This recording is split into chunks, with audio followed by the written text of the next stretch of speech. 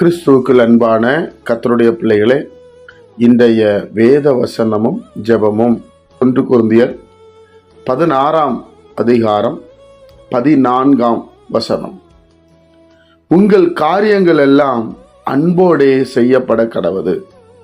என் அன்புக்குரியவர்களே, பரிசுத்த ஆவியானவர் நமக்கு ஒரு ஆலோசனை கொடுக்கிறார். ஒவ்வொரு நாளும் வேத வசனத்தை நம்ம தியானித்து அதை வாசித்து தியானித்து அதன்படி செய்ய வேண்டும் என்று விரும்புகிறோம். உங்கள் காரியங்கள் எல்லாம் அன்போடு செய்யப்பட கடவது. தேவனுடைய பிள்ளைகளை சில நேரத்தில் சில காரியத்தை கோபத்தோடும் எரிச்சலோடும் வேண்டா வெறுப்போடு நம்ம செய்வோம். ஆனா வேதம் நமக்கு சொல்லுகிறது, நீங்க அன்போடு செய்யுங்க. இயேசு கிறிஸ்து வரப்போகிறார், இயேசு ராஜா வரப்போகிறார். அவருடைய பார்வைக்கு மறைவானது ஒன்றும் இல்லை. நேற்று நம்ம பார்த்தோம், ஒவ்வொரு மனிதனும் கணக்கு கொடுக்கணும். அன்போடு செய்தால் தேவன் அதை பார்த்து நமக்கு பலன் தருகிறவராக இருக்கிறார். எரிச்சலோடும் கோபத்தோடும் விதண்டாவாதத்தோடு நாம் செய்யும் போது அந்த ஆசீர்வாதத்தை நீங்க கொடுக்கிறவங்களும் பெற்றுக்கொள்ள முடியாது, வாங்குறவங்களும் பெற்றுக்கொள்ள முடியாது. அதனால நம்ம காரியங்கள் எல்லாம் எதை செய்தாலும், ஒரு வியாபாரம் பண்றோமா, ஒரு வேலை செய்யறோமா, அன்போட, முழு மனதோட, முழு திருப்தியோட, சமாதானத்தோட, இது எனக்கு கொடுக்கப்பட்டது, நான் இதை நேசிச்சு செய்வேன் என்று செய்ய வேண்டும். அன்போடு செய்யப்பட கடவுது.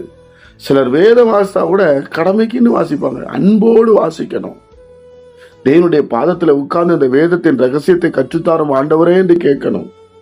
ஜெபம் பண்ணும் போதும், ஐயோ எனக்கு டைம் இல்லை, வேகமா ஜெபம் பண்றோம், ஒரு அன்பு இல்லை. அதுல ஆண்டவர் ஜெபத்தை கேட்க வருவதற்கு முன்பாக நம்ம ஜெபத்தை முடிச்சுட்டு ஓடி போயிடுறோம். தேவனுடைய பிள்ளைகளே, உங்கள் காரியங்கள் எல்லாம் அன்போடு செய்யப்பட கடவுது. அதுபோல யாருக்காவது ஏதாவது உதவி செய்தா பெஸ்டானத, மேன்மையானத, பிரயோஜனம் உள்ளதை நம்ம செய்யணும். நாம செய்யும் போது, ஒருவேளை நம்மகிட்ட இருக்கிற பொருளை ஒருத்தவங்க கேட்டாங்கன்னா அது எப்படி இருந்து கொடுத்தாலும் பிரச்சனை இல்லை. ஆனா நாம செய்யும் போது அது அன்போடு, ஒரு பாசத்தோடு, ஒரு நேசத்தோடு நம்ம செய்கிறவர்களாய் காணப்பட வேண்டும். நடந்தால் எழுதார், உங்கள் காரியங்கள் எல்லாம் அன்போடு செய்யப்பட கடவுது. தேவனுடைய பிள்ளைகளே, நம்ம அன்போடு செய்வோமா? ஆண்டவர் நம்மை ஆசீர்வதிப்பார்.